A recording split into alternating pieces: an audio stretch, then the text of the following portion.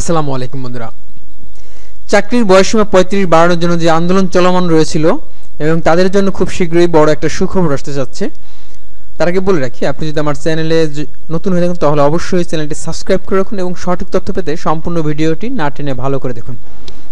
যে কথা বলতেছিলাম, চাকরি প্রত্যাশীরা প্রায় অনেক দিন যাবৎ আন্দোলন করে যাচ্ছে চাকরির বয়স বৃদ্ধির জন্য।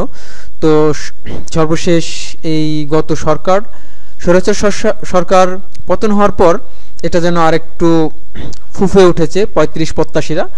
তো এই হয় বলে যে কিছুদিন আগেও একটা হয়েছিল, মিটিং হয়েছিল, সেখানে দেখলাম একটা চিঠিও সামাজিক যোগাযোগ মাধ্যমে দেখতে পেয়েছিলাম যে চাকরির বয়স ৩২ করা হয়েছে বা এমন একটা সিদ্ধান্ত গ্রহণ করা হয়েছিল।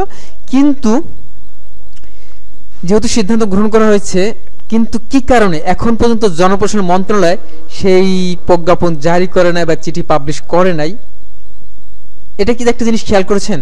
এটা রিজনটা কি? যদি আমি রিজনটা বলি তাহলে ব্যাপারটা এরকম হতে পারে যে ৩২ তারা করতে চাইছিল বা একটা মিটিং সিদ্ধান্ত হয়েছিল, কিন্তু তারা ৩২ করতে পারছেন না, হয়তো ৩৫ই করবেন বা ৩২ বেশি করবেন, যার কারণে জনপ্রশাসন মন্ত্রণালয় হয়তো এটা পাবলিশ করতে পারছেন না বা করছেন না। কিন্তু ছোট একটা সমস্যা আছে। সমস্যা হলো রিসেন্ট কিছু সার্কুলার চলে গেছে।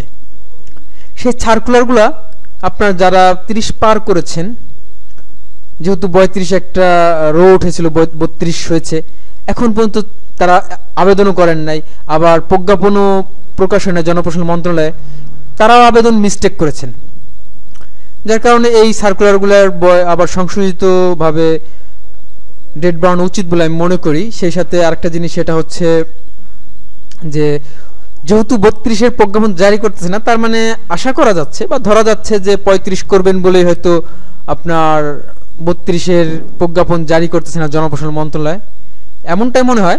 তারপরও ৩৫ নিয়ে আগামী ২০ তারিখে শুনেছি যে বিভিন্ন সামাজিক যোগাযোগ মাধ্যমে দেখতেছি যে আগামী ২০ তারিখে তারা তাদের আন্দোলনের ডাক দিয়েছেন ৩৫ প্রত্যাশীরা। তো দেখা যাক ব্যাপারটা কতদূর আগায়। তো এই বিষয়ে আর কোনো কারো পরামর্শ থাকলে দিতে পারেন, জানাতে পারেন কমেন্টে। আজ এখানেই শেষ করতে যাচ্ছি। আল্লাহ হাফেজ।